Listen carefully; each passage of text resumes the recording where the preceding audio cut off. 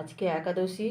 এই যে সামাদানা ভেজানো আছে, এই সামাদানাটা শিলে বাটা হবে।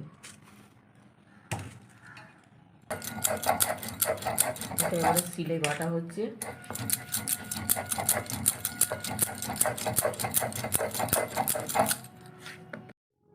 আজকের একাদশী রাত্রিরের খাবার বানাবো। এই হচ্ছে গাজর কেটে নিয়েছি, এখানে আলু কেটে নিয়েছি, ক্যাপসিকাম, কাঁচা লঙ্কা, এদিকে হচ্ছে টমেটো।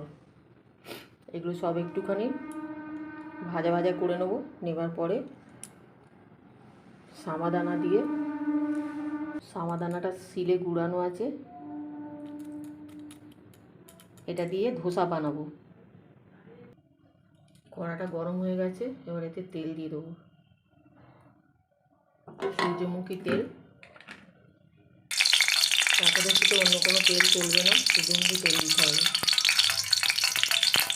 এবার একটু দিয়ে দেবো লঙ্কা আর ক্যাপসিকাম।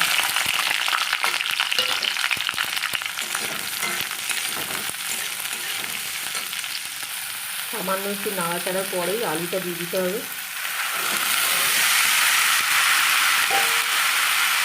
আলুটা দিয়ে একটু নাড়াচাড়া, এবার গাজরটাও দিয়ে দেবো। এবার এটাকে পরিমাণ মতো নুন দিয়ে দেবো,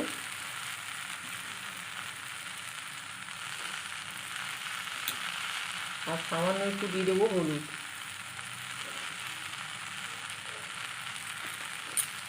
এবারে দিয়ে দেবো টমেটোটা, টমেটো কুচোটা দিয়ে দেবো,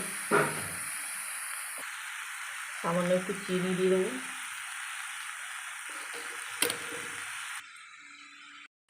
এবার এর মধ্যে দিয়ে দেবো একটু কারিয়া পাতা, জিরে ভাজা।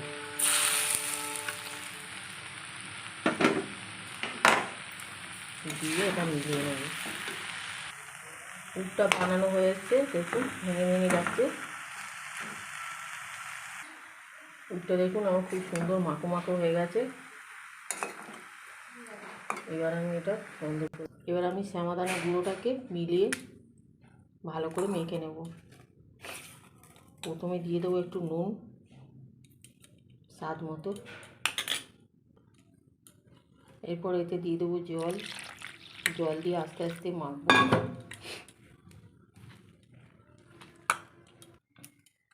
এই গোলাটা আমার রেডি হয়ে গেছে ধোসা বানানোর জন্য।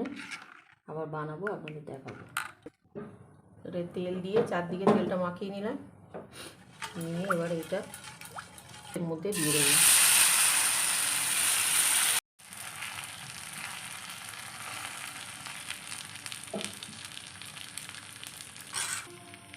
এটা ঢালা হয়ে গেছে, এবার একটু ঢাকা দিয়ে দেবো। এবার ঢাকাটা খুলে দিচ্ছি। এবার এতে পুর দিয়ে দেবো,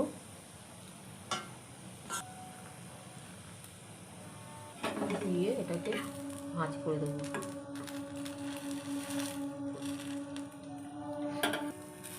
এবারে এপাশ থেকে ধরে একটু মুড়ে দিতে হবে। এটা তো চিট নেই, অতটা হবে না এ, তবু ঠিক আছে। এটা আমার তৈরি হয়ে গেছে। এবারে এটা এইভাবে ঠেলে নেব। দেখুন কত সুন্দর হয়েছে, এটা খুব সুন্দর হয়েছে। এই দেখুন, এইভাবে সবকটা আমি বানিয়ে নেব। দেখুন আমার সবকটা বানানো হয়ে গেছে। ঠিক এইভাবে বানাতে হয়, খুব সুন্দর হয়েছে। এরকম করে বানিয়ে দেখবেন, খুব ভালো লাগবে। একাদশীর দিনে এগুলো খেতে খুব ভালো লাগে। একই রকম খেতে তো ভালো লাগে না, নানা রকম বানিয়ে খেলে ভালো লাগে।